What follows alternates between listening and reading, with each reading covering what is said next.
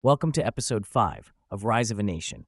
This episode is on Guatemala. And so last time we were talking about how the Guatemalan Civil War had reached this really intense point in the early 1980s, with guerrillas even attacking the capital.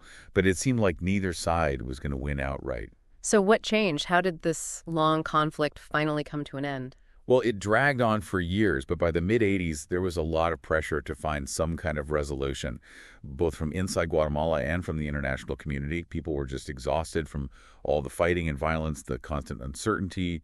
They wanted a chance to rebuild their lives, and there was a growing sense that the war was unwinnable, that a negotiated settlement was the only way forward. So did this shift in attitude actually lead to real peace talks? It did, but it wasn't easy.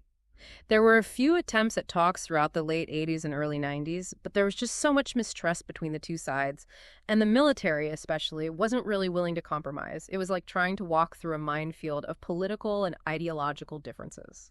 It sounds incredibly complicated. Was there anything or anyone that helped to finally break the deadlock? Yeah, I think the election of Ramiro de Leon Carpio as president in 1993 was a big turning point. Carpio was a human rights lawyer, so he had a very different perspective than the military or the traditional politicians. He made peace his top priority and really pushed for a resolution. So his background in human rights really informed his approach to the conflict. He was really committed to finding a peaceful solution. Exactly. Carpio understood how deeply the war had hurt Guatemala, and he believed that dialogue and reconciliation were the only ways to heal the country.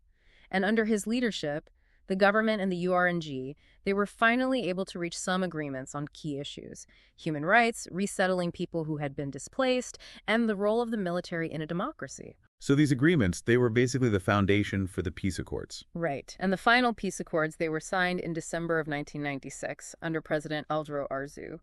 That officially ended 36 years of brutal conflict. It was a huge moment for Guatemala, a real testament to all the people who never gave up hope for peace. 36 years.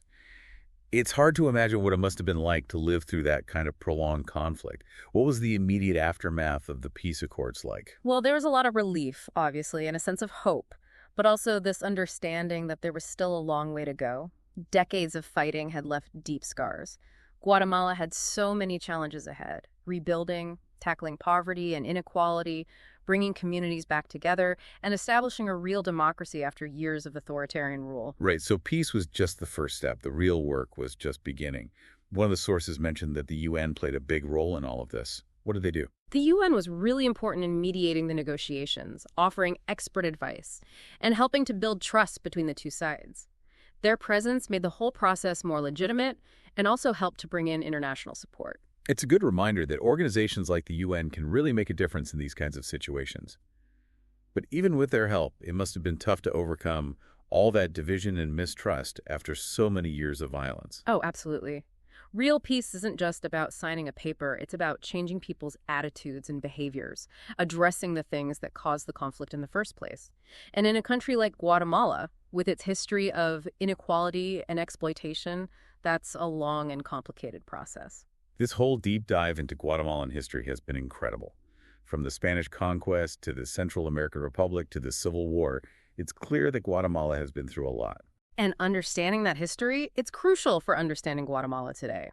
It's a country that's still dealing with the effects of colonialism, inequality, and conflict, but it's also a country with a vibrant culture, resilient people, and a growing commitment to democracy and human rights.